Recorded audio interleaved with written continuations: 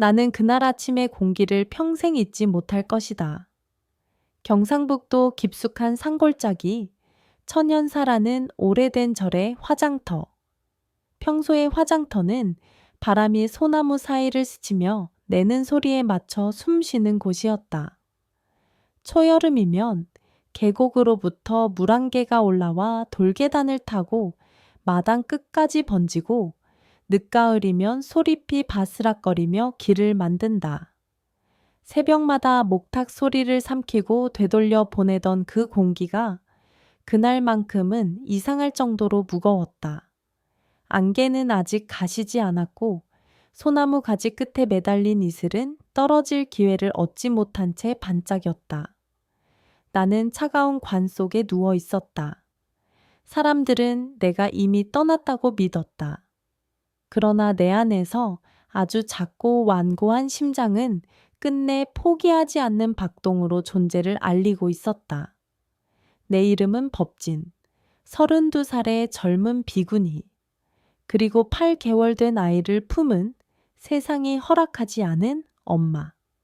나는 내 삶을 스스로 정리하고자 마음먹었을 때도 이처럼 묘한 정적을 상상하지 못했다. 죽음이라는 문턱은 냄새가 난다. 젖은 장작 냄새와 오래된 비구니들의 옷에서 풍기는 약초 냄새, 향 피우는 그릇에 남은 재의 텁텁함, 그리고 한겨울 아침처럼 맑고 얇은 금속성의 냄새까지. 그 냄새들이 뒤엉켜 나를 감쌌다. 관 뚜껑 너머의 세상을 보지 못했지만 나는 들을 수 있었다.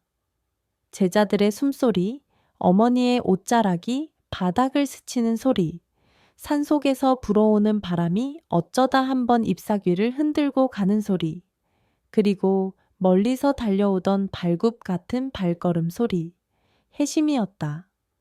내 오랜 벗, 진돗개, 회색과 흰색이 섞인 털, 언젠가 첫눈이 소복이 쌓였던 밤에 내가 덮어주었던 헌 이불처럼 따뜻한 냄새, 무엇보다도 물러서지 않는 눈빛. 나는 첫눈 오는 날의 해심을 데려왔다.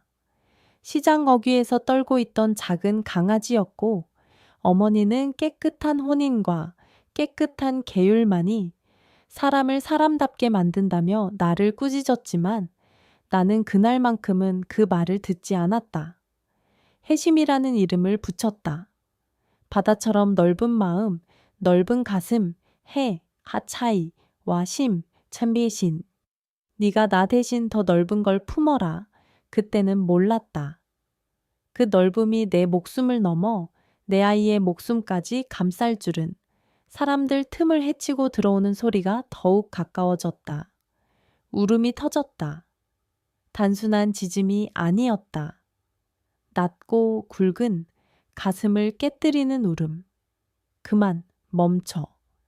들리지 않는 말을 울음으로 만들어 해심은 내 곁으로 내달렸다. 누군가는 잡으려 했고 누군가는 놀라 뒷걸음질 쳤다. 관을 스치는 발톱의 탁탁 소리가 들렸다. 곧이어 해심의 천이 내 위로 쏟아졌다. 내 뱃속 불룩하게 솟은 곳을 향해 차가운 코가 닿았다. 젖은 콧김이 스며들었다. 그 순간 나는 희미한 열과 바깥의 온도가 내 아이에게까지 전달되는 느낌을 받았다. 아주 멀리서 물결 하나가 작은 배를 흔드는 것처럼 나는 말했다. 아니, 말하려 했다. 응, 아직 여기 있어. 아직 떠나지 않았어. 하지만 소리로 나오지 못한 말은 내 가슴 속에서만 맴돌았다. 해심아, 안 돼. 내려와야지. 스님이 편히 가셔야지. 현주 스님의 목소리가 낮게 떨렸다. 그 아이는 나에게 늘 따스하게 말을 걸어주던 제자였다. 밤이 깊어 법당의 촛불이 흔들릴 때 내 독경이 너무 길어져도 조용히 물을 건네던 사람. 나는 그 물의 온도를 기억한다. 미지근했고 은은한 차향이 났다. 현주는 그 물처럼 사람에게 스며드는 이였다. 저게 좀 치우세요. 시간이 없어요. 어머니의 목소리가 안개를 찢었다. 윤보살. 내 어머니.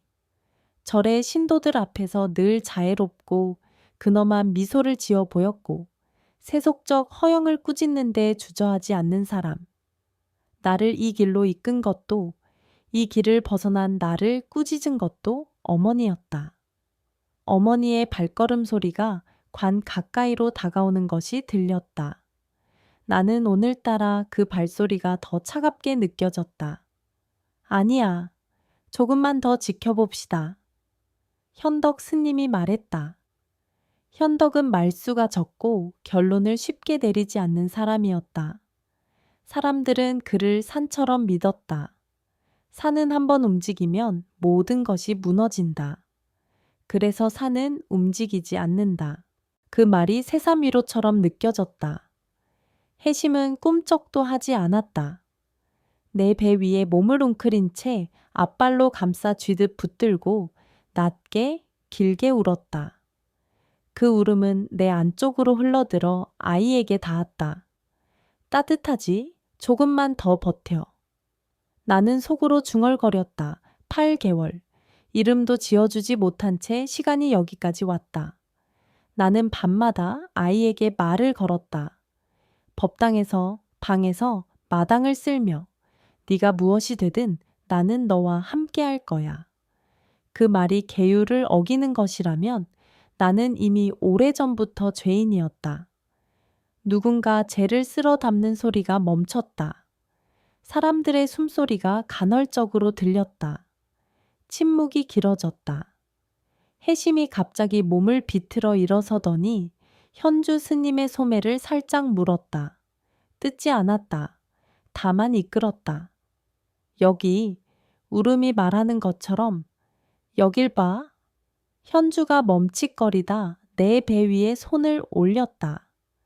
관의 뚜껑이 완전히 닫혀있지 않았기에 가능한 일이었다. 아주 조심스럽게 숨도 죽인 채 손끝으로 살폈다. 한참 동안 아무 말도 없었다. 그러고는 아주 작은 숨소리가 터졌다. 뭔가 움직입니다. 그 말은 새벽 공기에 떨어진 한 방울이었다. 허공 어딘가에서 울렸다가 사람들의 귓속으로 스며들었다. 누군가는 숨을 들이마셨고 누군가는 그럴 리가 라고 낮게 중얼거렸다. 어머니의 목소리가 곧이어 뒤쫓았다. 말도 안 돼요. 어젯밤에 이미. 그 말 끝에 붙은 떨림을 나는 놓치지 않았다. 어머니는 늘 반듯했고 흔들림이 없었다. 그러나 그 순간 그녀의 목소리는 아주 미세하게 흔들렸다. 어머니는 무엇을 서둘러 끝내고 싶어 했다. 무엇을 감추고 싶어 했다. 나는 그 감촉을 알아보았다. 몇 달 전부터 계속해서 집요하게 나에게 건네던 보양차의 향기에서 내가 처음 알게 된 것처럼 나는 그 차를 어머니의 정성이라 믿어 맞이 않았다. 쑥과 당귀, 청궁과 생강, 가끔은 계피까지 섞인 냄새. 임신부에게 좋다며 어머니는 매일 오후 같은 시간에 그 차를 가져왔다. 하루만 걸으면 네 몸보다 내 뱃속이 먼저니? 하고 눈을 흘겼다. 그러나 이상한 일들이 그때부터 시작되었다.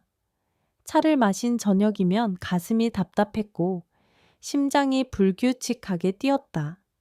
머리가 어지러워 책을 한 줄도 읽지 못했다. 나는 임신 때문이라 여겼다. 모두가 그리 말했다. 후기에는 그럴 수 있어. 조심해.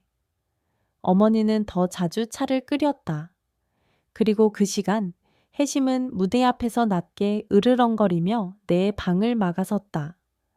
처음에는 질투라고 생각했다. 내가 다른 존재에게 마음을 주는 것을 견딜 수 없어 개들이 보이는 질투. 하지만 해심의 눈빛은 다른 것을 말하고 있었다. 마시지 마. 나는 웃어 넘겼다. 괜찮아? 엄마가 준 건데. 어느 날은 해심이 앞발로 내 손목을 툭 쳐서 찻잔을 떨어뜨렸다. 바닥에서 흘러나온 갈색 액체는 금방 냄새를 잃었다. 나는 그날 밤 오랫동안 잠들지 못했다. 어머니는 다음 날 더 진한 차를 끓여왔다. 혜심은 문고리를 물어당기고 치맛자락을 물었다. 어머니의 팔에 얕은 자국이 남았다. 어머니는 손등으로 그 자국을 쓸며 웃었다. 내게가 아주 버릇이 없어졌구나. 그리고 한 숟갈 더 달게 차를 달였다. 내가 죽는 날은 그렇게 왔다. 밤은 고요했고 달빛이 방 바닥에 흘렀다. 나는 한동안 호흡이 가빠졌고 갑자기, 아주 갑자기 눈앞이 어두워졌다. 멀어지는 소리, 가까워지는 소리, 희미한 울음. 내 마지막 의식은 방문 밖에서 바닥을 긁는 발톱 소리였다. 거기 있지 마. 들어오지 마. 위험해. 나는 문 밖의 친구를 향해 마음속으로 말했다. 혜심의 울음은 낮고 길었다. 어머니는 내 곁에 앉아 있었다. 그녀의 손이 내 이마로 올라왔다. 손끝이 차가웠다. 괜찮아? 곧 편해질 거야. 어머니의 그 말은 위로처럼 들렸다. 나는 그 말을 믿고 싶었다. 그러나 내 안에서 무언가가 내려앉는 느낌이 분명했다. 깊고 어두운 우물 속으로 빠져드는 기분. 아이를 끌어안고 우물 밑바닥으로 함께 가라앉는 꿈을 꿨다. 그리고 새벽, 화장터, 장작 냄새, 사람들의 발걸음, 그리고 회심. 현주 스님의 손끝이 다시 내 배에 얹혔다. 잠깐, 아주 잠깐 멈칫한 뒤 이번엔 확신이 실린 목소리가 나왔다. 움직여요. 분명히 심장 같아요. 그 말은 기적이 윤곽을 드러내는 소리였다. 누군가는 울었고 누군가는 하늘을 봤다.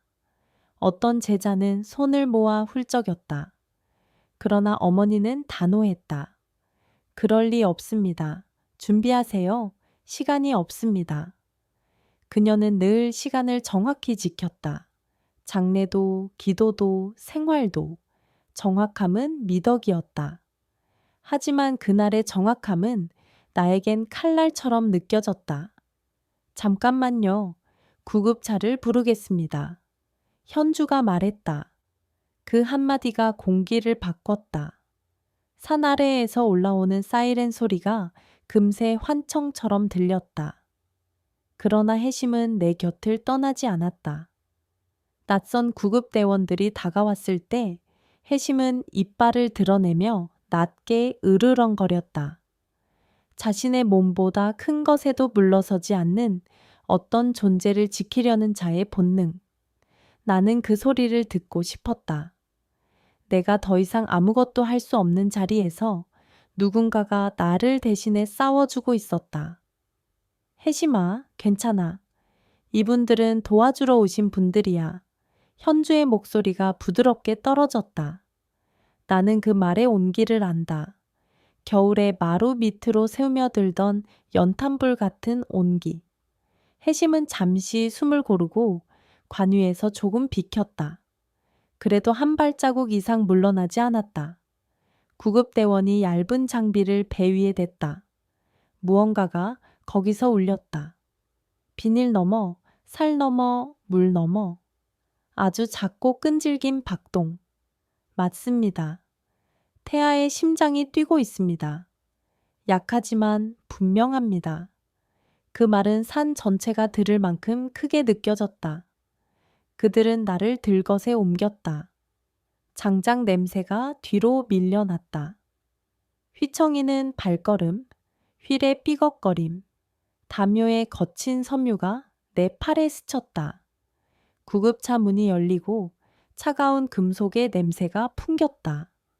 문이 닫히는 순간에도 바깥에서 들리는 울음이 있었다. 점점 멀어지는 울음. 그러나 얼마 지나지 않아 또 다른 바퀴 소리가 뒤를 따라 붙었다. 현주가 택시를 잡던 소리, 혜심의 발톱이 아스팔트를 긁는 소리.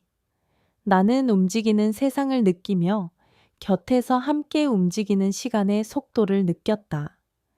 내 안의 작은 존재는 여전히 아주 조금씩 싹트고 있었다. 병원에 도착했을 때 세상은 다시 다른 냄새로 바뀌었다. 소독약과 고무장갑, 금속과 전기의 냄새, 분주한 발걸음이 복도를 가르고 누군가가 내 이름을 불렀다. 법진 스님, 들리십니까? 나는 대답할 수 없었다. 그러나 듣고 있었다. 멀리, 아주 멀리서 나는 나를 보았다. 나는 어쩌면 그때 이미 이승의 경계선에 발끝을 걸쳐 둔 채였는지도 모른다. 한쪽은 아직 따뜻했고 다른 한쪽은 이미 차가워지고 있었다. 차가움은 아래에서부터 올라왔다. 발목, 종아리, 무릎, 허벅지, 아랫배, 딱 거기까지. 그 위는 따뜻했다. 아이가 있는 곳까지는 수술이 준비되었다.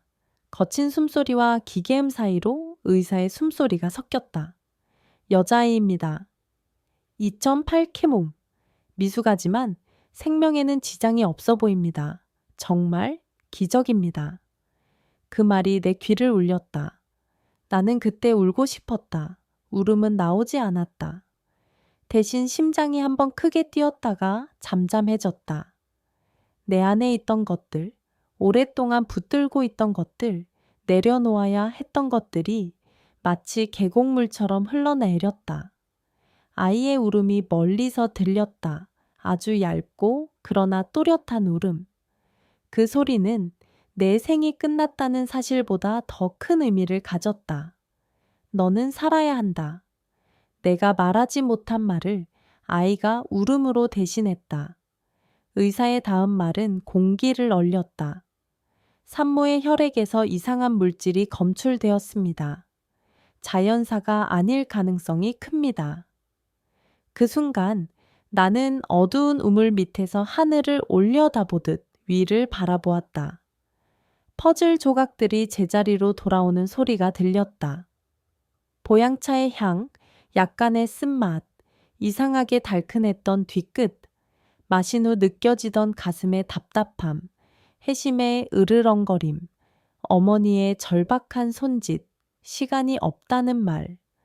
모든 것이 이제야 문장을 이루었다. 그러나 그때의 나는 여전히 엄마였다. 의심과 분노와 슬픔은 아이의 울음 아래로 가라앉았다.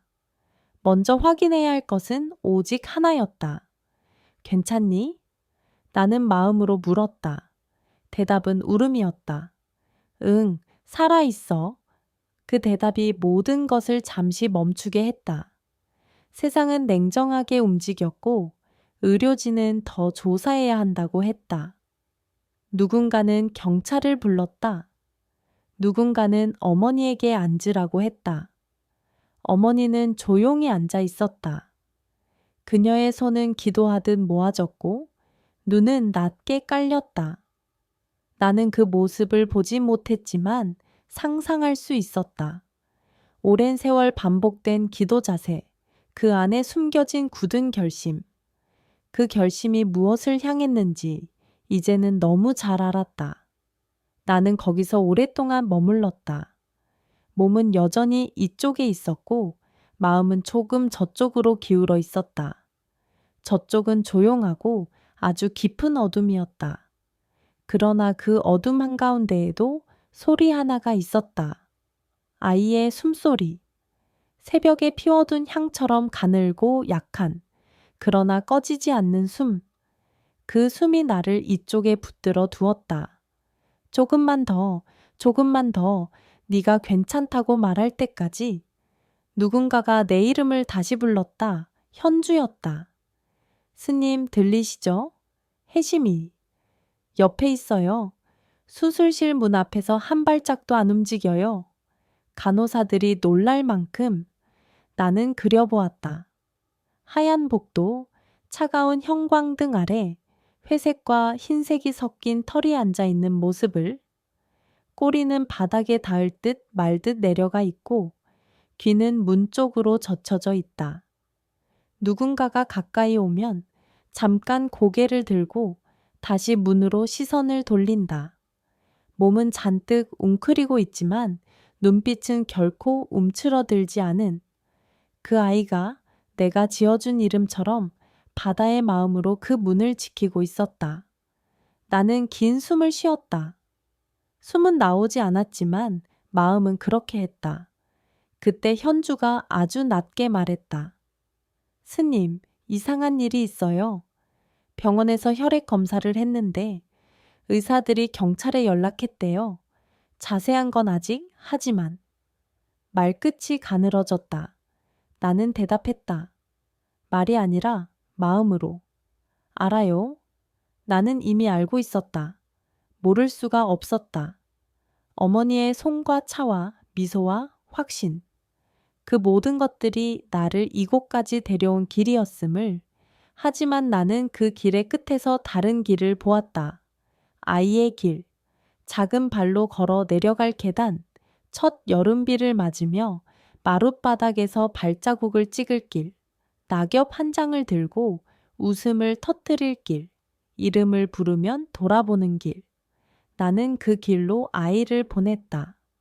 내 손이 닿지 않는 곳까지 누군가가 대신 잡아줄 손을 상상하며 그 손은 아마도 현주의 것이고 때로는 절의 다른 이들의 것이고 무엇보다 문 앞에서 기다리는 해심의 것이었다.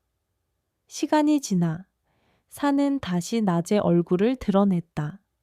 안개가 걷히고 소나무의 선명한 초록이 빛났다. 나는 병실의 천장을 올려다보는 대신 마음속 산을 올려다보았다. 산은 여전히 움직이지 않았고 움직이지 않으므로 모든 것을 지탱했다. 나는 생각했다. 사랑은 움직이지 않기 위해 끝까지 버티기 위해 존재하는 것이구나. 해심이 그러했고 현주가 그러했고 내 안의 작은 존재가 그러했다. 늦은 오후 의사가 다시 왔다. 목소리는 조심스러웠다. 수술은 잘 끝났습니다. 아이는 인큐베이터에서 안정적으로 호흡하고 있습니다. 다만 산모의 상태는 그는 잠시 말을 멈추고 서류를 넘겼다. 우리는 가능한 조치를 다하겠지만 가족분들께서 마음의 준비를 하셔야 할 수도 있습니다. 마음의 준비. 사람들은 그 말을 알고도 모르는 척했다. 나는 그 말을 들으며 마음을 멀리, 아주 멀리까지 보냈다. 아이가 1살이 되는 날 작은 떡을 쌓아 올리는 상, 초를 불어 끄는 대신 해심의 꼬리가 세차게 흔들리는 장면, 현주의 웃음, 절 마당에 매달린 색색의 연등, 그 모든 것을 마음으로 기록했다. 내가 없는 자리에서 벌어질 일들을 내 손으로 적듯이 어머니는 그 사이 경찰의 질문을 받았다. 나는 그 장면을 보지 못했지만 대략의 모양새는 그릴 수 있었다. 어머니는 처음에는 담담했을 것이다. 내 딸을 그렇게 의심하다니 라는 표정. 그러나 증거라는 말이 나왔을 때 그녀의 손끝이 아주 조금 떨렸을 것이다. 그 떨림이 돌처럼 굳은 사람들의 마음에 파문을 만들었다. 해심은 그 시간 내내 문 앞에 있었다. 문이 열릴 때마다 고개를 들고 문이 닫히면 다시 웅크렸다. 어떤 간호사는 그 모습을 보고 눈물을 훔쳤다. 어떤 의사는 고개를 저으며 이런 경우는 처음입니다. 라고 말했다. 밤이 찾아왔다. 병동의 불빛은 온도를 잃고 복도의 발소리는 거의 사라졌다. 유리창 너머로 달이 떠올랐다. 나는 달빛을 등지고 누워있는 아이를 상상했다. 온몸을 감싸는 조그만 천, 손가락을 말아쥐었다 펴는 작은 움직임, 눈꺼풀 아래에서 깜빡이는 얕은 꿈. 나는 아이에게 속삭였다. 해. 나는 이름을 다 말하지 못했다. 이름은 아직 내 마음속에서만 자랐다. 이름은 태어난 뒤에 주어야 한다고 믿어왔기 때문이다. 그러나 그 밤 나는 마음속으로 이름을 완성했다. 혜진. 지혜로 태어나 진실로 자라라는 뜻. 내가 못다한 것들을 삶으로 이어가라는 기도. 그 기도가 끝나갈 즈음 복도 끝에서 발톱이 바닥을 긁는 소리가 다시 들렸다. 오래, 꾸준히, 그리고 끊기지 않게. 나는 미소 지었다. 미소가 얼굴에 나타났는지는 모르지만 마음은 분명히 웃었다. 잘했어. 잘 버텼어. 나는 혜심에게 말했다. 말은 공기를 지나지 못했지만 말의 온기는 밤을 건너갔다. 그리고 나는 한 가지를 더 약속했다. 나 자신에게도 아이에게도 이 이야기를 나중에 들을 사람에게도 이제부터의 모든 기억은 너를 위해 남길 것이다. 내가 겪은 것, 내가 본 것, 내가 믿은 것, 내가 두려워한 것, 그리고 내가 사랑한 것들, 그 모든 것을 너에게. 나는 그 약속을 등불처럼 가슴에 달았다. 아주 작지만 꺼지지 않는 불, 산 아래 마을의 늦은 밤, 누군가의 창가에 남아있는 반딧불처럼. 의사가 마지막으로 다녀간 뒤 병실은 조용해졌다. 현주는 내 곁에서 잠깐 손을 잡았다가 내려놓았다. 손이 따뜻했다. 그녀는 작은 목소리로 말했다. 스님, 아이는 잘 있어요. 정말 잘 있어요. 내일 아침 다시 말씀드릴게요. 나는 고개를 끄덕이는 마음을 보냈다. 그녀가 문을 닫을 때 멀리서 한 번 더 울음이 났다. 이번에는 아주 짧았다. 울음은 말했고 나는 들었다. 괜찮아? 그 한마디가 오랫동안 내 안에서 울렸다. 그날 밤 나는 오랜 시간을 거슬러 올라갔다. 어린 시절 비 오는 날 마루 끝에서 어머니가 내 손을 잡고 개유를 외우게 하던 장면. 첫 설날 절 마당에서 연을 날리던 장면. 3월 매화가 흐드러지게 핀 수목원에서 어머니가 내게 차를 가르치던 장면. 그리고 겨울 첫눈이 내리던 날 작은 강아지를 품에 안고 집으로 돌아오던 나. 그 모든 장면들이 겹치고 흩어졌다. 어머니의 손, 나의 손, 아이의 숨, 혜심의 눈. 삶은 그렇게 얽혔다. 풀 수 없게. 새벽에 가까워졌을 때 나는 알았다. 내 이야기는 아직 끝나지 않았다. 누군가는 내 대신 다음 장을 읽어줄 것이고 누군가는 그 장의 가장자리에서 주석을 달 것이다. 혜심은 이야기의 수호자였다. 현주는 이야기의 기록자였다. 그리고 아이는 이야기의 주인공. 나는 그 사실에 안도를 느꼈다. 오랫동안 무겁게 눌러오던 돌이 조금 비켜났다. 숨이 쉬어졌다. 아주 얕은 숨. 그러나 분명한 숨. 그 순간 복도의 끝에서 작은 발소리가 또렷해졌다. 간호사가 인큐베이터의 온도를 확인하러 가는 소리였다. 철제 손잡이가 가볍게 흔들리고 바퀴가 부드럽게 굴렀다. 나는 귀를 기울였다. 아이의 숨이 일정했다. 일정함은 살아있음이다. 나는 살아있음을 들었다. 그 소리를 오래, 아주 오래 붙잡고 있었다. 그리고 마음속으로 말했다. 잘 자, 내 새야. 해가 뜨면 또 보자. 네가 웃는 얼굴을 보자. 우리가 함께 만든 작은 기적을 보자. 밤은 끝내지지 않는 것처럼 길었지만 결국 새벽은 찾아왔다. 창문 틈으로 희부연 빛이 밀려들었다. 산의 윤곽이 다시 모습을 드러냈다. 나는 마지막으로 산을 떠올렸다. 산은 변하지 않았다. 변하지 않으므로 모든 것을 품었다. 그 산 아래에서 한 생이 끝나고 또 한 생이 시작되었다.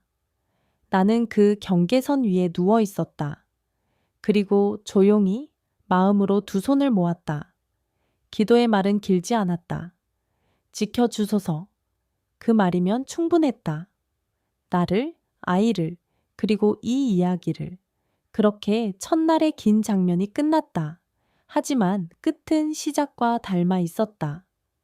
내가 떠난 자리에 남은 따뜻함이 다른 누군가의 발걸음을 데워주었고 그 발걸음이 다시 나와 아이의 길을 이어주었다.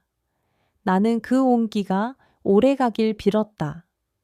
해심의 숨결처럼, 산의 바람처럼, 아침 안개처럼 조용하지만 확실하게. 나는 병원의 밤을 물속에서 들리는 종소리처럼 멀고 둔탁하게 들었다. 소독약 냄새가 천천히 폐 안쪽까지 스며들었고 기계가 내쉬는 숨 같은 규칙적인 삑 하는 소리가 어둠의 박자를 찍었다. 몸은 이쪽 세상에 눕혀 있었지만 마음은 아직 경계 위를 서성였다. 왼편 어디선가 아주 작은 숨이 고른 파문을 그리며 퍼져나갔다. 내 딸의 숨이었다. 이름도 부르지 못한 그 아이는 차갑고 투명한 상자의 안에서 얕은 잠과 얕은 깨어남을 번갈아 마시고 있었다. 문 앞에는 여전히 해심이 있었다. 간호사들이 낮은 목소리로 수군거릴 때마다 나는 상상을 통해 그 자리를 보았다.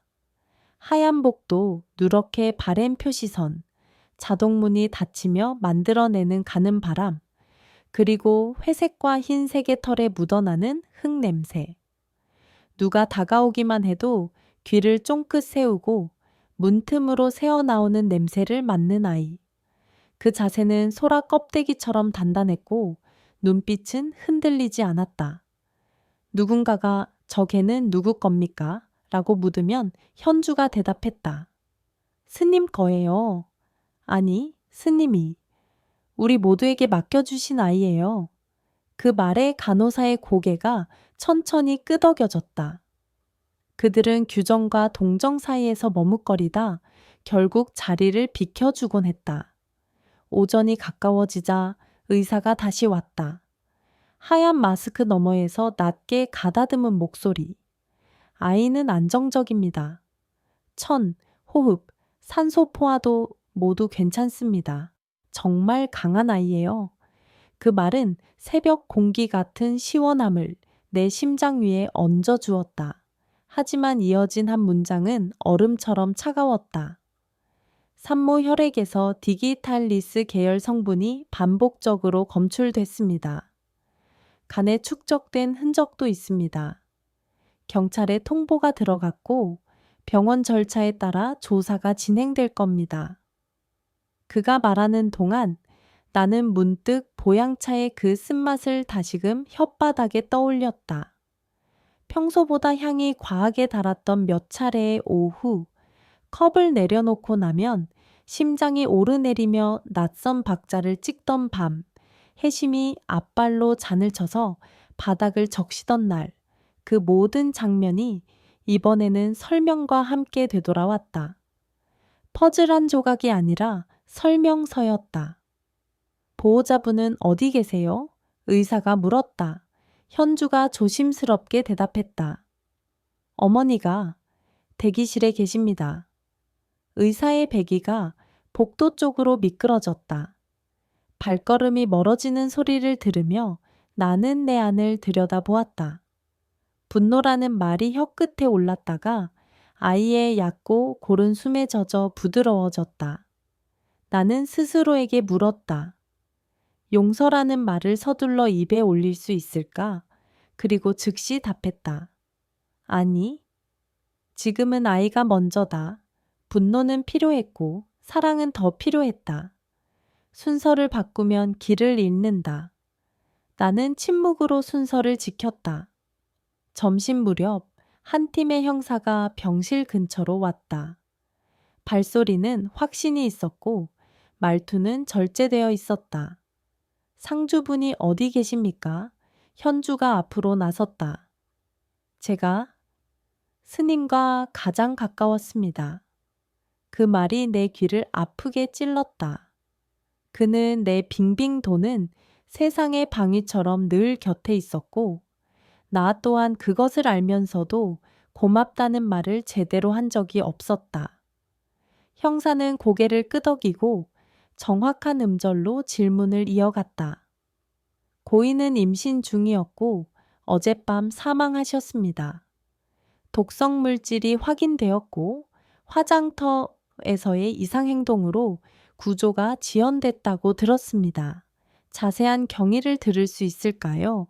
현주는 차분하게 이야기했다. 화장터의 안개, 장작의 냄새, 해심의 울음, 내 배 위에서 느껴졌던 움직임, 구조대원이 들은 심장소리, 한 문장 한 문장, 그녀의 말은 현장 사진처럼 선명하게 펼쳐졌다. 형사는 경청했고 그러다 문득 고개를 들어 물었다. 그 개는 왜 그렇게 했다고 생각하십니까? 현주는 잠시 생각한 뒤 말했다. 스님과 오래 함께 했습니다. 스님이 임신하셨을 때부터는 특히 차를 들이실 때마다 막으려 했어요. 저도 처음엔 질투라고 생각했는데 지금은 모르겠습니다. 어쩌면 냄새로 알았을지도. 형사는 메모를 덮었다. 동물의 감지 능력을 과대평가할 필요는 없지만 간과할 수도 없습니다. 그는 눈빛을 낮추고 덧붙였다. 무엇보다 개는 거짓말을 하지 않습니다. 그 시각 어머니는 경찰서에서 조사를 받고 있었다. 나는 그 방의 공기를 상상했다. 차가운 책상, 형광등의 무표정한 빛, 질문을 던지는 사람의 일정한 톤, 대답하는 사람의 숨이 일정하지 못할 때 생기는 엇박. 어머니는 처음엔 억울함을 앞세웠을 것이다. 제가 왜 제 딸을 해치겠습니까? 그 목소리는 절 집회에서 불경을 외우던 때의 단단함을 닮았을 것이다. 그러나 증거는 꾸준히 들어왔다. 절에 부엌에서 압수된 주전자와 찻잔의 잔류물, 보양채만 남아있던 특정 성분의 농도, 약국에서 여러 차례 소량으로 구입한 기록, 휴대전화 검색창에 남은 질문들, 디기탈리스 치사량 임신, 자연사처럼 보이는 독성 같은. 형사는 조용히 종이를 앞으로 밀었다. 윤보살님, 이것은 우연이기 어렵습니다. 어머니의 손끝이 미세하게 떨렸을 것이다.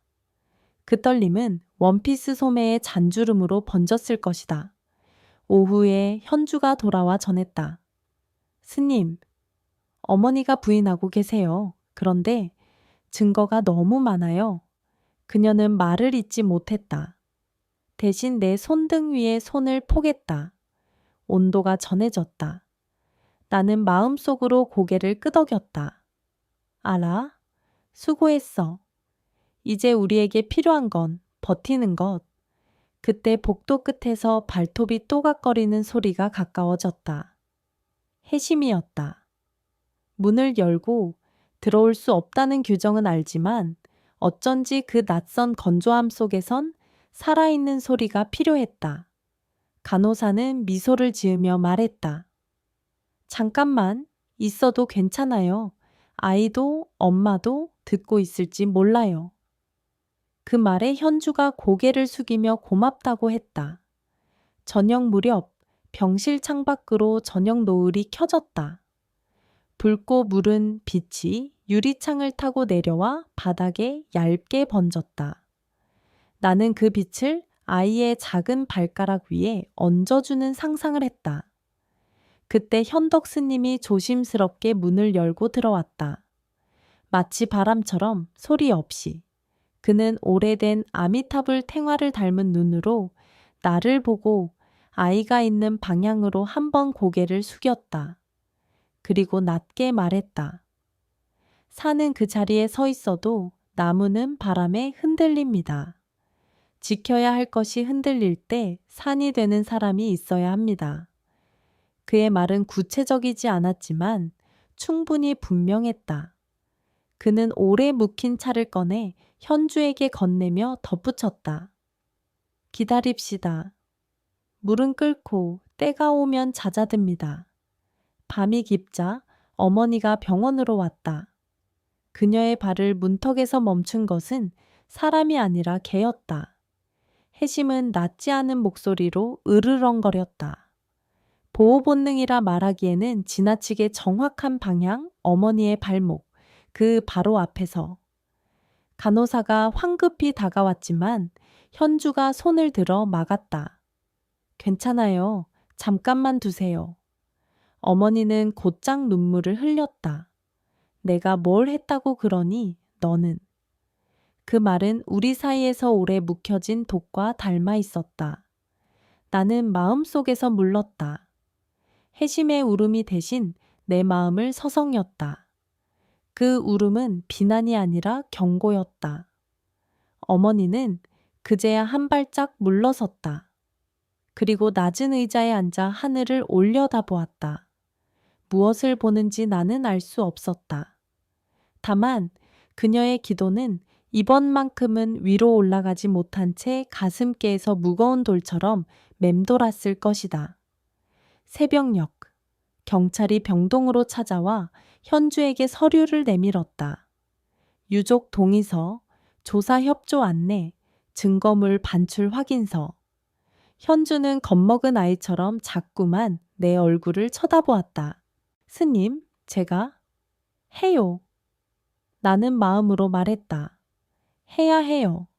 우리는 둘 다 알았다. 진실이 올라오는 동안은 고통이 따른다는 사실을. 그러나 고통이 지나간 자리에는 땅이 생긴다. 단단한 땅. 아이가 그 위에 첫 발을 내디딜 수 있는. 그날 오후 어머니는 결국 경찰서에서 울었다. 눈물이 종이 위로 떨어졌고 잉크가 번졌다. 나는 진이를 사랑했어요. 그녀는 내 속세 이름을 불렀을 것이다. 그 아이가 잘못된 길로 가는 걸 보고만 있을 수가 없었어요. 모두가 손가락질했을 거예요. 절도, 신도들도, 세상도. 나는 어미니까. 더 큰 수치를 막아야 한다고 생각했어요. 형사의 목소리는 변하지 않았다. 그래서 독을 어머니는 고개를 떨궜다. 처음엔 아주 조금만 약처럼 기도하면서 그러면 아프지 않게 자연스럽게 그녀는 말을 잇지 못했다. 형사는 그녀의 말을 이어주지 않았다. 침묵은 때로 고백보다 더 무겁다. 그 침묵 속에서 어머니는 마지막 한 문장을 꺼냈다. 그런데 아이가 살아났다고요. 아이가 말끝이 사라졌다. 공기는 바싹 말랐다. 그 마른 공기 속에서 어머니의 믿음은 먼지처럼 부서졌다. 자백은 공식 문서가 되었다. 서명, 지문, 날짜, 시각. 사람의 죄도 결국 기록으로 남는다. 기록은 지워지지 않는다. 그 시간 병원에서는 의사가 내 옆에 의자를 가져다 놓고 조심스럽게 앉았다. 스님, 가족에 대해 듣고 계실지 모르겠지만 말해야 해서요.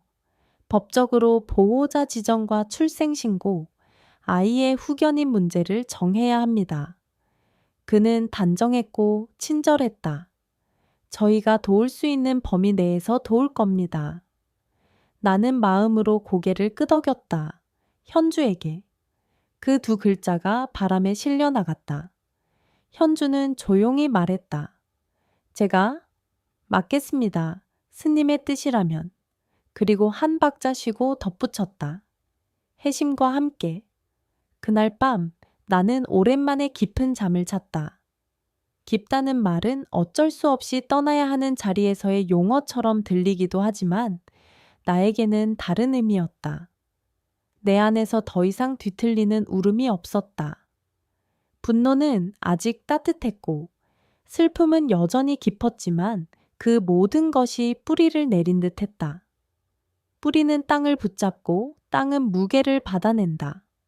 나의 무게, 아이의 무게, 해심의 무게, 현주의 무게. 그 네 개의 무게가 균형을 이루는 소리를 들었다. 나무가 바람에 흔들리되 뽑히지 않는 소리. 며칠 뒤 어머니의 재소환 조사가 있었다. 이번에는 변호사가 동석했다. 종교적 신념, 공동체의 명예, 개인의 도덕, 엄마의 사랑, 그 모든 단어가 방 안을 떠다녔다. 그러나 단어는 한 번 방향을 잃으면 칼보다 위험해진다. 형사는 가끔 눈을 감고 한숨을 쉬었다. 아이를 보러 가시겠습니까? 누군가 물었을 때 어머니는 고개를 저었다. 아니요. 그 대답은 사람들의 기대를 어긋났지만 나는 어쩐지 이해할 수 있었다. 어머니는 아직 자신의 죄와 정면으로 마주할 준비가 되어 있지 않았다. 당신이 만든 어둠 앞에서 눈을 뜨는 일은 누구에게나 어렵다. 그날 저녁 병원에서는 작은 일이 있었다. 인큐베이터 위에 달린 곰 인형 모빌이 갑자기 멈춘 것이다. 간호사가 조용히 다가와 건전지를 갈아 끼우자 작은 곰들이 다시 원을 그리며 돌아갔다. 나는 그 단순한 움직임에 이상하게도 눈물이 고였다. 그렇지. 멈춘 것은 다시 움직일 수 있어. 삶은 때로 바퀴 하나의 연장선 위에 있어 그것이 굴러갈 때 비로소 전체가 움직인다. 나는 아이의 이름을 또 한 번 마음속에서 불러보았다. 혜진. 지혜의 빛이 진실을 비춘다. 이름은 아직 입 밖으로 나오지 않았지만 이미 내 마음에선 오랫동안 머물렀다. 다음 날 형사가 다시 왔다. 그는 내 침상 옆 의자에 앉지 않고 창가로 다가갔다. 바깥의 느린 구름을 한 번 본 뒤 돌아서서 말했다. 고인의 어머니는 혐의를 인정했습니다. 계획적이고 반복적인 독살 시도입니다. 동기는 종교적 신념과 체면이라고 진술했습니다. 죄는 법정에서 따지겠지만 진실은 대체로 그 안에서 정리될 겁니다. 그는 말끝을 다듬고 조금 부드럽게 덧붙였다. 아이는 오늘도 잘 있답니다. 인큐베이터 옆에서 작은 발을 저으며 그는 미소를 지으려 했지만 절반만 성공했다. 나는 마음으로 인사했다. 고맙습니다. 저녁에 현덕 스님이 다시 왔다. 그는 나지기 경을 외우고 길게 숨을 내쉬었다. 불은 바람과 싸워 꺼지는 게 아니오. 기름이 떨어져 꺼질 뿐. 그는 내 손 위에 엷은 따뜻함을 올려두었다. 기름을 다른 등잔에 나누어 주면 불빛은 계속 이어지지. 나는 이해했다. 내 불빛은 이 등잔에서 저 등잔으로 옮겨갈 것이었다. 아이의 눈, 현주의 손, 혜심의 숨, 그곳에서 나는 계속 타오를 것이다. 꺼지지 않는 방식으로 며칠이 더 흘렀다. 나는 하루에도 몇 번씩 낮은 꿈을 꾸었다. 꿈에서 나는 마당을 쓸었다. 빗자루 끝에서 먼지가 햇빛을 만나 금빛으로 솟구쳤다. 아이가 마루 끝에서 그것을 보고 자지러지게 웃었다. 혜심이 그 옆에서 꼬리를 흔들었다. 어머니는 멀리서 우리를 보고 있었다. 나는 그 모습에 손을 흔들지 않았다. 다만 마음속으로 말했다. 언젠가, 정말 언젠가 우리는 서로의 눈을 피하지 않고 마주 보기를.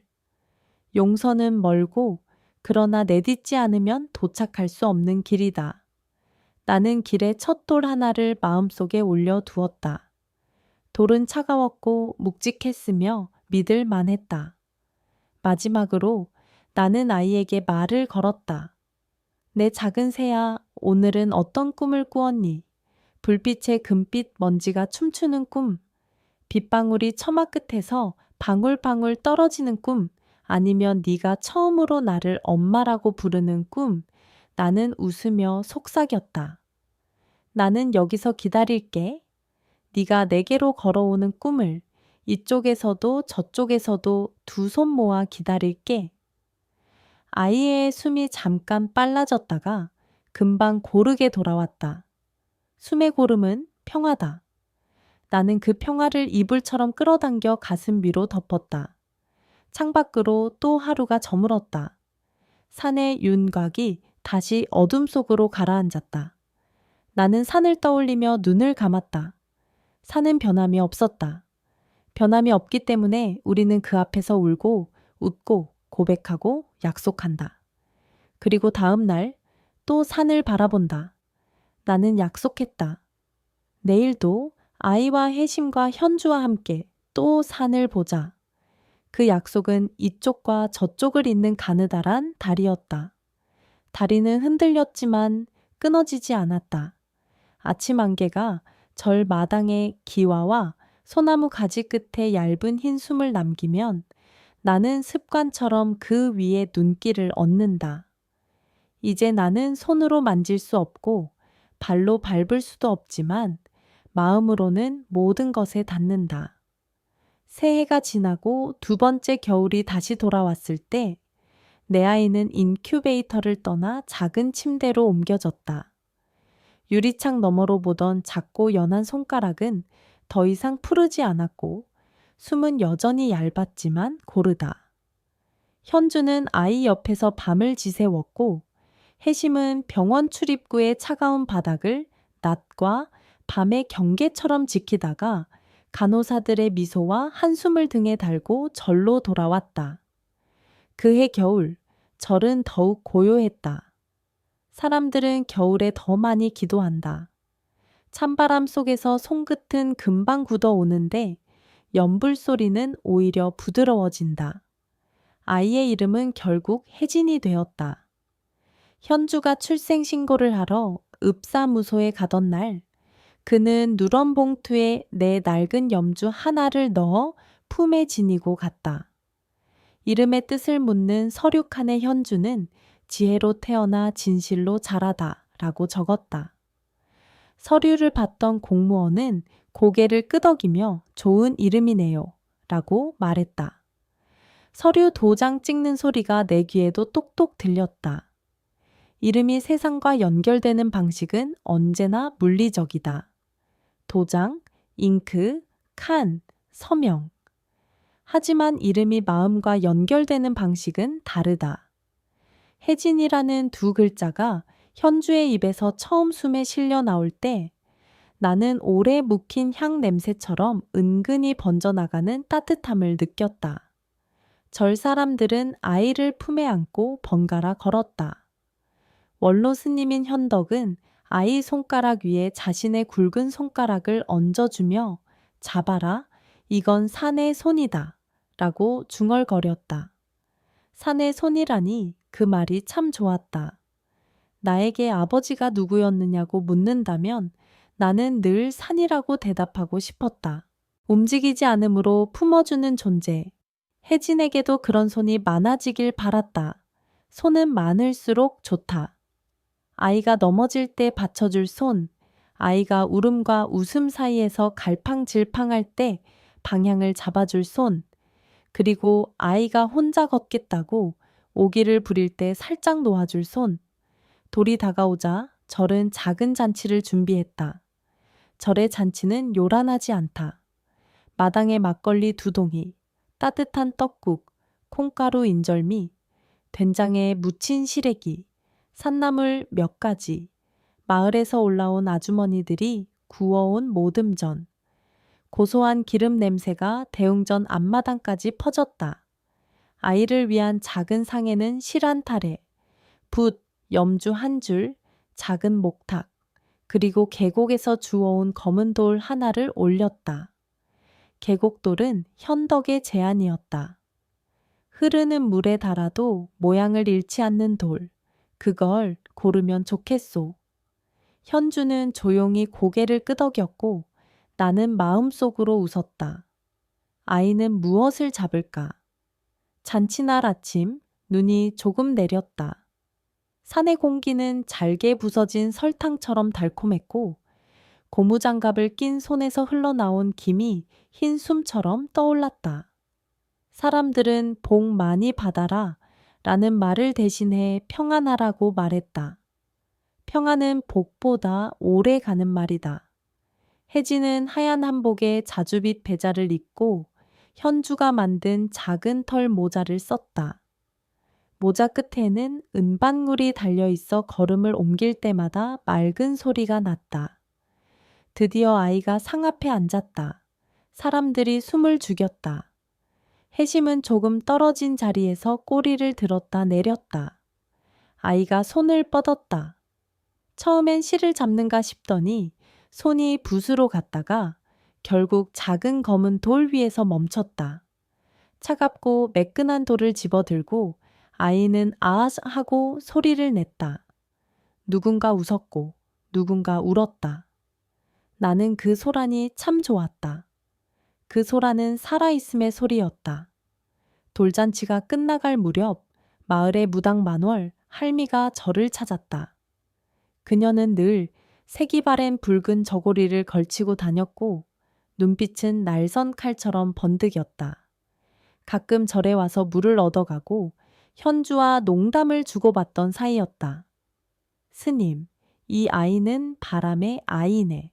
할미가 혜진을 보며 말했다. 바람이 길을 열어주고 바람이 길을 막아.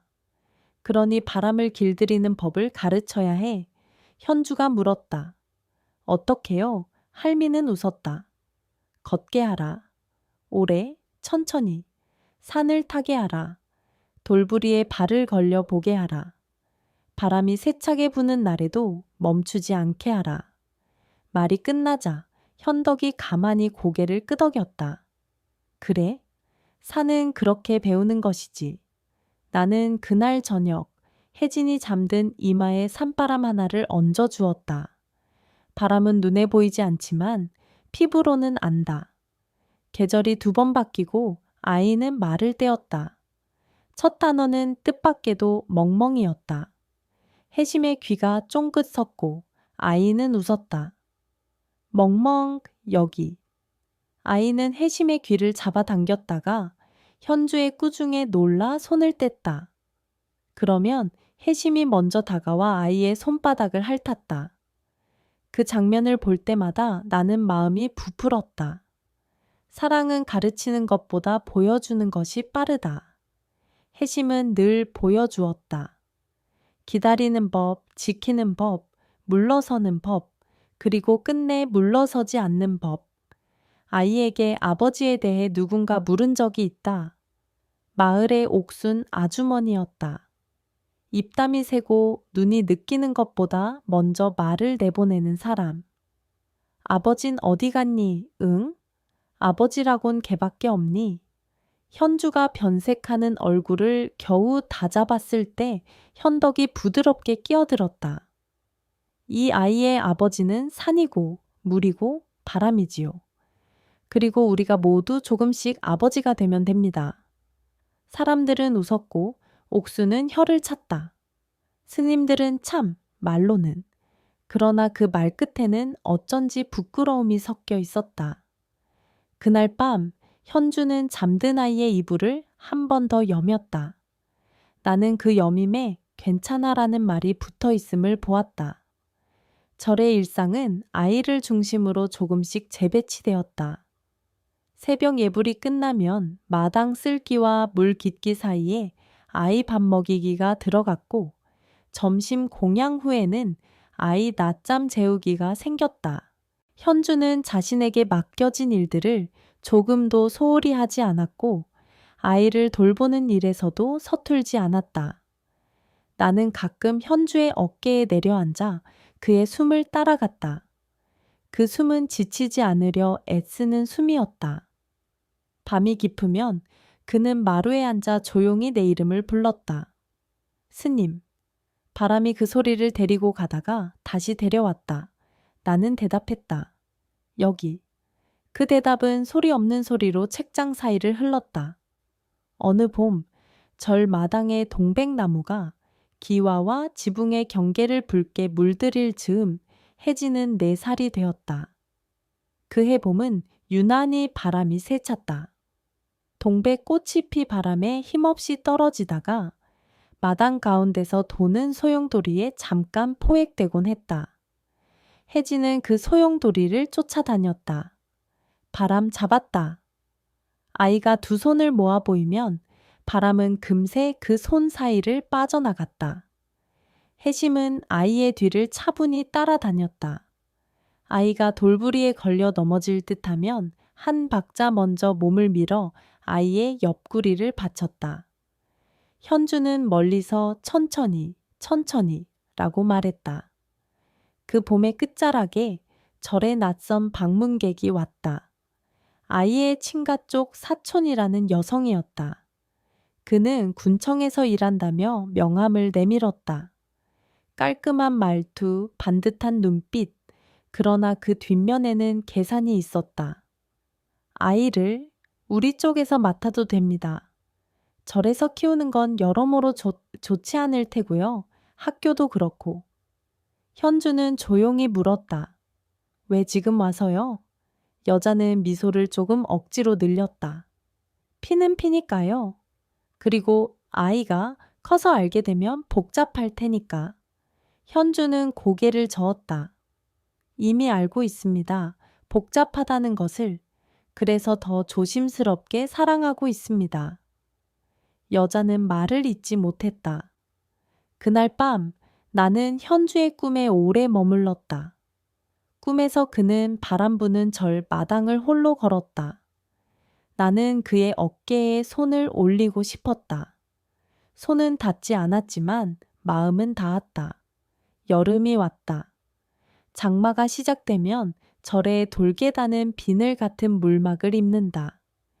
혜진은 고무장화를 신고 빗방울을 손바닥으로 받았다. 엄마, 비가 노래해. 아이가 그렇게 말했을 때 현주는 잠시 멈춰섰다. 아이가 부르는 엄마는 누구인가? 그는 자신을 가리키지 않았다. 아이는 지붕을 타고 내려오는 물길을 보며 다시 말했다. 엄마가 물 위로 걸어와. 나는 웃었다. 아이에게 엄마는 모양이 하나가 아니었다. 물이기도 하고 바람이기도 하고 밤에 창을 두드리는 빗소리이기도 했다. 나라는 한 사람의 모양이 아니라 이 절 전체의 모양으로 아이에게 스며들고 있었다. 그 사실이 놀랍고 고맙고 아팠다. 장마가 한껏 세차다가 하루쯤 쉬는 날이 있었다. 그날 오후 혜진은 계곡가로 산책을 나갔다. 현주와 혜심과 함께. 물은 불어 있었고 돌은 미끄러웠다. 그런데 아이의 눈길이 한 곳에 박혔다. 물 위로 나온 납작한 돌, 그 위에 앉아있는 초록 개구리. 혜진은 발끝으로 살금살금 다가가더니 돌 위에 쪼그리고 앉았다. 개구리야, 춥지? 아이가 손바닥을 펴서 비를 막아주었다. 개구리는 가만히 있었다. 현주는 뒤에서 미소를 지었고 혜심은 물가에 몸을 낮췄다. 그 순간 갑작스러운 물살이 올라오며 아이의 균형을 흐트렀다. 아이가 아 하고 짧게 외칠 때 혜심이 먼저 움직였다. 내 발이 물과 돌을 동시에 밟으며 번개처럼 튀어올랐다. 아이의 등 뒤에 몸을 바싹 붙여 등과 돌 사이를 받쳤다. 물이 다시 흘러내릴 때까지 혜심은 꿈쩍도 하지 않았다. 현주는 아이를 끌어안았고 나는 숨을 길게 내쉬었다. 그날 저녁 혜진은 잠결에 중얼거렸다. 멍멍이 등은 따뜻해. 가을이 되자 절은 들숨과 날숨의 박자를 조금 늦췄다. 산은 단풍으로 깊어졌고 공기는 사과 냄새처럼 맑아졌다. 그해 가을 혜진은 5살이 되었고 절 아래 작은 유치원에 다니기 시작했다. 첫 등원날 아이는 새 신발을 신고 현주와 손을 잡았다. 유치원 담벼락에는 노란 은행잎이 또르르 굴러다녔다. 선생님은 상냥했고 아이들은 호기심을 눈에 가득 담고 혜진을 둘러쌌다. 누군가 물었다. 아빠는 어디 있어? 혜진은 잠깐 고개를 들고 하늘을 본 뒤 대답했다. 우리 아빠는 산이야. 아이들이 깔깔 웃었다. 다른 아이가 물었다. 그럼 엄마는? 혜진은 창밖을 가리켰다. 그날은 바람이 세찼다. 나무잎이 창문을 스치며 지나갔다. 엄마는 바람이야. 선생님이 조용히 박수를 쳤다. 아주 멋진 대답이네. 그날 저녁 혜진은 현주의 무릎에 앉아 새로 배운 노래를 불렀다. 나는 그 노래에 박자에 맞춰 마루의 그림자를 흔들었다. 겨울은 빠르게 왔다. 눈이 오면 절은 종이접기처럼 조용해진다. 대흥전의 처마 끝에는 고드름이 자라고 법당 문고리에는 손길의 천이 남는다. 혜진은 눈사람을 만들었다. 당연히 눈사람에게도 이름을 붙였다. 이건 돌, 이건 바람, 이건 멍멍. 눈으로 만든 멍멍은 금방 노가 모양을 잃었지만 아이는 슬퍼하지 않았다.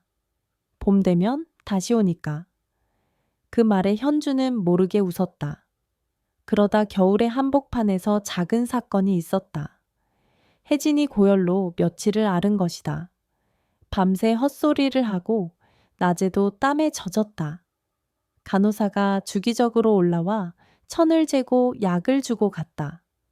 혜심은 아이 침대 옆에서 쉬지 않고 자리 지켰다. 숨소리는 잦았지만 눈은 경계했다. 나는 그 밤을 새다시피 보냈다. 아이의 숨이 길게 들이켜졌다가 천천히 나올 때마다 내 마음속에 켜둔 작은 등불도 함께 흔들렸다. 새벽이 되자 열이 조금씩 내렸다. 창문 아래로 첫 새소리가 지나갔다. 혜진은 깊은 잠에서 얕은 잠으로 올라오면서 아주 작은 미소를 지었다. 세월은 산길처럼 굽비쳐 흘렀다. 초록이 짙어지면 장마가 왔고, 장마가 끝나면 매미가 흘러내렸고, 매미가 사라지면 별빛이 또렷해졌다. 혜진은 자랐다. 글자를 배우고 숫자를 세고 돌을 주워 모으고 나무잎을 책 사이에 끼워 말렸다. 현주는 아이의 공책 가장자리에 작은 점을 찍어 날짜를 남겼다. 어느 날 아이가 공책 한 귀퉁이에 이렇게 적었다. 우리 집에는 아빠가 셋 있어. 산, 물, 바람. 엄마는 하나야, 바람. 나는 웃었다. 그렇다면 멍멍은? 아이는 질문하기 전에 이미 답을 알고 있었다. 멍멍은 등. 아이는 그 말을 하고 나서 현주의 어깨에 얼굴을 파묻었다. 등은 앞으로 밀어주면서도 뒤로 넘어지지 않게 받쳐주는 자리. 나는 그 정의가 마음에 들었다. 시간은 또 한 겹 돌았다. 혜진이 초등학교에 입학하던 봄, 절은 새로운 신도들을 맞았다. 도시에서 내려온 부부, 퇴직 후 절에서 손을 보태겠다는 아저씨, 가끔만 들르던 옥순 아주머니는 이제 매주 토요일마다 절밥을 하러 왔다. 그녀는 전보다 조용해졌고 아이에게 줄 작은 비녀를 가져왔다. 내 엄마가 좋아했을 거야. 그녀는 말끝을 흐렸다. 그날 밤 나는 그녀의 꿈을 스쳤다. 꿈에서 그녀는 눈 내리는 마을길을 홀로 걸었다. 그녀의 손에는 내가 오래전 쓰던 낡은 차도구가 들려 있었다. 그녀는 그걸 조심스럽게 내려놓고 눈을 쓸어 염주처럼 둥글게 만들었다. 그 모양이 참 예뻤다. 아이의 질문은 나날이 구체적이 되었다. 엄마는 어디에 있어? 현주는 창밖을 가리켰다. 여기. 어디가 여기야? 지금 우리 말이 부딪히는 이 사이. 아이는 그 답을 듣고 잠깐 조용해졌다가 느릿하게 고개를 끄덕였다. 그럼 엄마는 목탁 소리에도 있어? 응. 바람에도? 응. 멍멍이 눈에도? 현주는 웃었다. 응. 아이는 안심했다. 나는 그 순간 알았다. 아이는 우리가 생각하는 것보다 훨씬 정확하게 세상의 결을 짚어낸다는 것을. 그해 여름, 큰 바람이 한 번 불었다. 태풍의 꼬리가 산을 긁고 지나간 날, 절에 오래된 소나무 한 그루가 반쯤 부러졌다. 굵은 가지가 법당 지붕을 스치며 떨어졌다. 다행히 큰 사고는 없었지만 사람들은 밤새 번갈아 지붕과 마당을 살폈다. 현주는 비옷을 입고 젖은 머리채를 뒤로 넘기며 부러진 가지를 정리했다. 혜진은 법당 문 안에서 걱정스레 밖을 보았다. 그때 마월할미가 산을 넘어 올라왔다. 그녀는 젖은 치마를 챙겨쥐고 낮고 굵게 말했다. 나무는 부러져도 숲은 남아. 그러고는 법당 안에서 향 하나를 피우고 바람에게 인사를 했다. 감사합니다. 더 가져가지 않아서. 나는 그 인사가 좋았다. 상실 앞에서 감사할 줄 아는 사람은 셈이 깊다. 그 셈법은 아이에게도 전해졌다.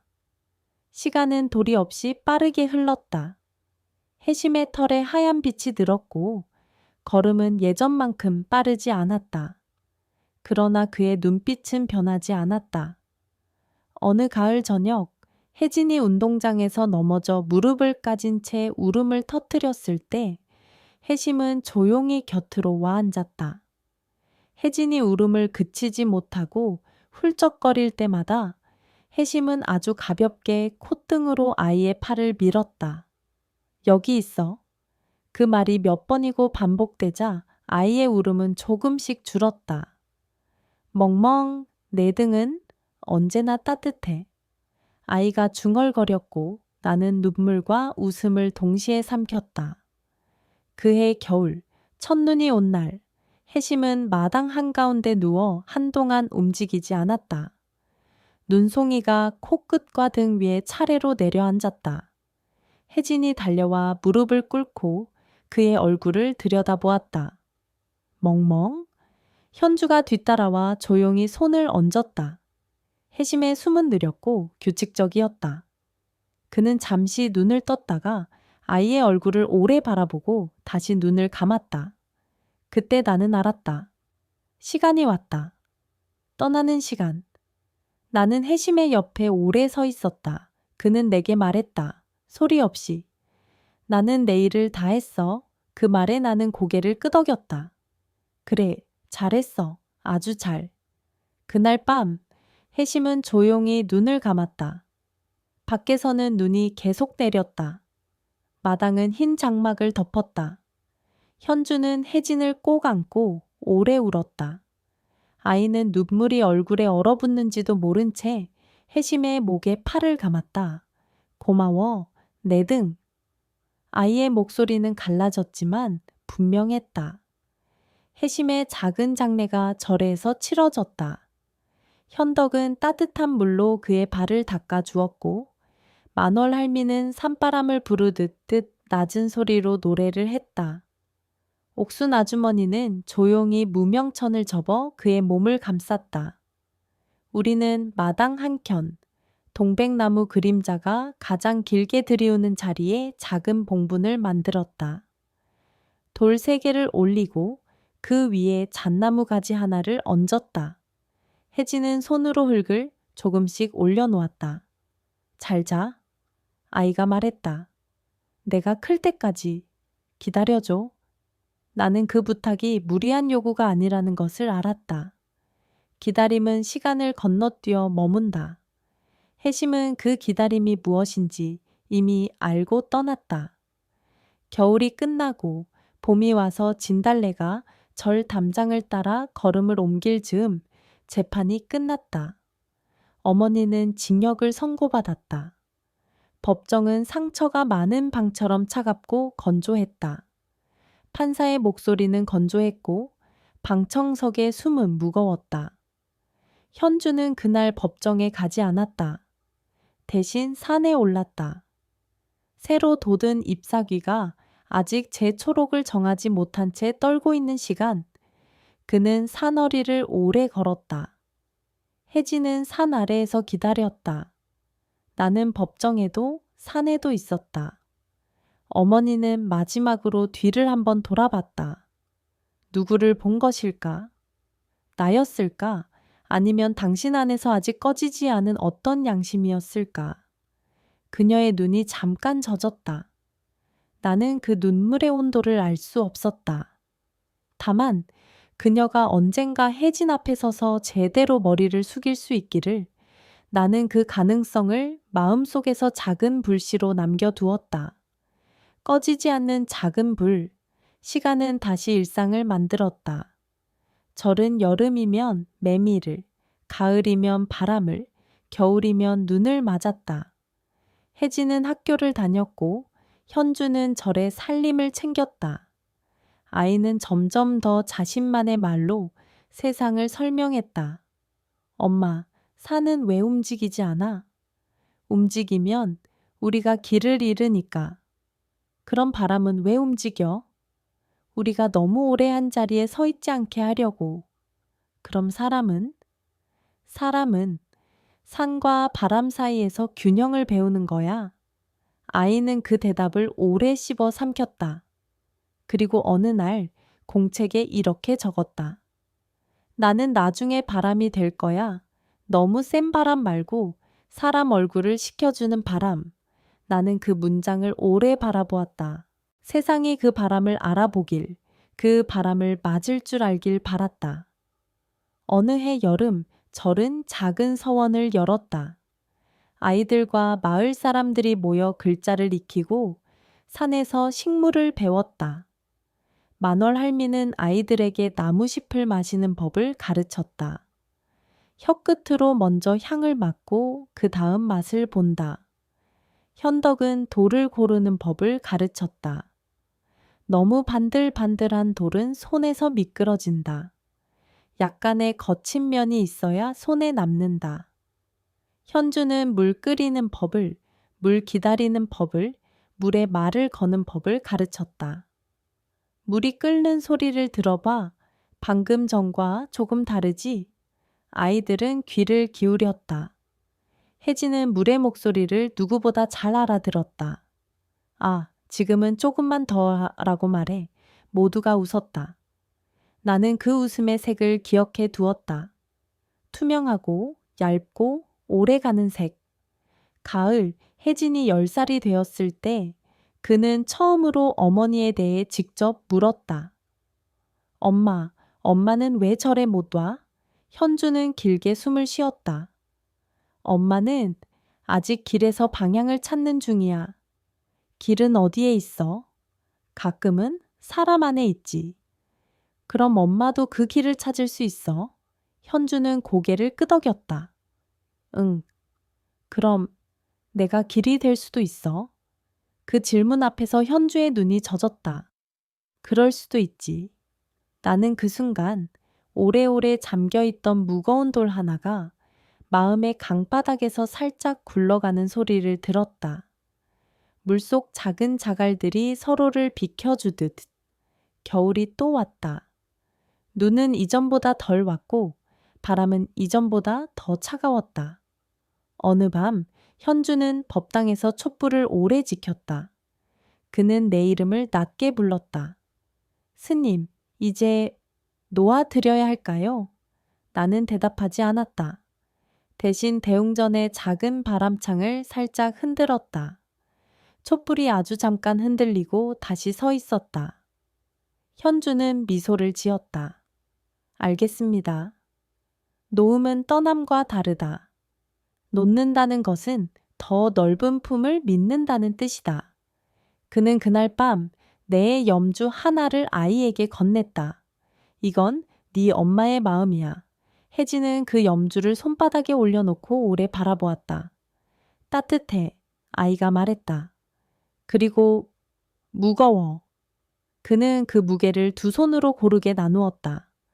봄의 초입, 삼벚꽃이 바람에 한꺼번에 흩날리던 날, 우리는 다시 묘소를 찾았다. 내 묘는 작고 조용하고 바람의 길목에 있었다. 혜진은 그 앞에 서서 정중하게 인사했다. 엄마, 나 혜진이야. 그는 잠시 머뭇거리더니 곁에 현주를 올려다보았다. 현주는 아이의 등을 가볍게 밀어주었다. 혜진은 한 발짝 더 나아가 말을 이었다. 엄마, 나 잘 자라. 가끔 울지만 금방 웃어. 산이랑 바람이랑 물이랑 다 아빠야. 멍멍도 아빠였는데 이제 하늘에 있어. 나는 엄마를 바람에서 맨날 만나. 그 말에 바람이 살짝 새졌다. 동백 잎사귀들이 서로 닿는 소리를 냈다. 나는 그 소리를 대답으로 삼았다. 그래, 나 여기 있어. 산에서 내려오는 길, 혜진은 갑자기 멈춰섰다. 엄마, 마지막으로 하나만 물어볼게. 나는 귀를 열었다. 사랑은 끝나? 아이의 질문은 산의 질문이었다. 오래되고 단순하고 무거운. 나는 대답했다. 끝나기도 하고 모양을 바꾸기도 해. 모양을 바꾸면 등이 되기도 하고 바람이 되기도 하고 돌이 되기도 해. 아이는 고개를 끄덕였다. 그럼 엄마 사랑은 지금 뭐야? 나는 웃었다. 지금은 길. 아이의 눈이 반짝였다. 그래서 내가 걸어갈 수 있구나. 응. 우리는 잠시 아무 말도 하지 않았다. 그 침묵은 부드러웠다. 걸음이 다시 시작되었고 발밑에 낙엽이 소리를 냈다. 나는 이제 안다. 떠났다는 사실이 곧 비어 있다는 뜻이 아니라는 것을. 어떤 빈자리는 바람으로, 어떤 빈자리는 등으로, 어떤 빈자리는 길로 채워진다. 나는 혜진의 곁에서, 현주의 곁에서, 절의 소리와 냄새 속에서 여전히 산다. 산은 움직이지 않아 우리가 길을 잃지 않게 하고, 바람은 움직여 우리가 굳어 있지 않게 한다. 사람은 그 사이에서 균형을 배운다. 나는 한때 균형을 잃었고, 누군가는 내 균형을 무너뜨리려 했다. 그러나 균형은 나 혼자 지키는 것이 아니었다. 해심이 있었고, 현주가 있었고, 산과 바람과 물이 있었다. 그리고 이제 혜진이 있다. 언젠가 아주 먼 훗날 혜진이 누군가를 사랑하게 될 때 그는 아마 이렇게 말할 것이다. 내가 배운 사랑은 바람처럼 오고 산처럼 머문다. 그 말이 세상에서 오래 살아남길, 누군가가 길을 잃었을 때 그 말을 따라 길을 찾길, 나는 오늘도 그 말을 마음속에 새긴다. 새기고 또 새긴다. 새기는 동안 산 너머에서 해가 지고 절 지붕의 기와가 오렌지 빛으로 데워졌다가 천천히 식는다. 대웅전의 종이창 너머로 초의 불꽃이 흔들린다. 혜진은 공책을 펼쳐 무언가를 적는다. 현주는 물을 올려놓고 물이 끓는 소리를 듣는다. 나는 그 소리를 따라 아주 천천히, 아주 멀리까지 걸어간다. 걸어가면서 마음속으로 마지막 문장을 쓴다. 나는 이제 괜찮다. 너도 괜찮다. 우리는 길 위에 있다. 길은 산과 바람 사이를 지나 물 위를 건너 다시 산으로 돌아간다. 그 길에 등 하나가 놓여 있고 바람 하나가 불고 돌 하나가 굴러간다. 그리고 이름 하나가 오래 남는다. 혜진. 그 이름을 부르면 바람이 대답한다. 여기. 그 대답이면 충분하다. 오늘도, 내일도, 그 다음 날도 나는 그 충분함 안에서 머문다. 오래, 다정하게.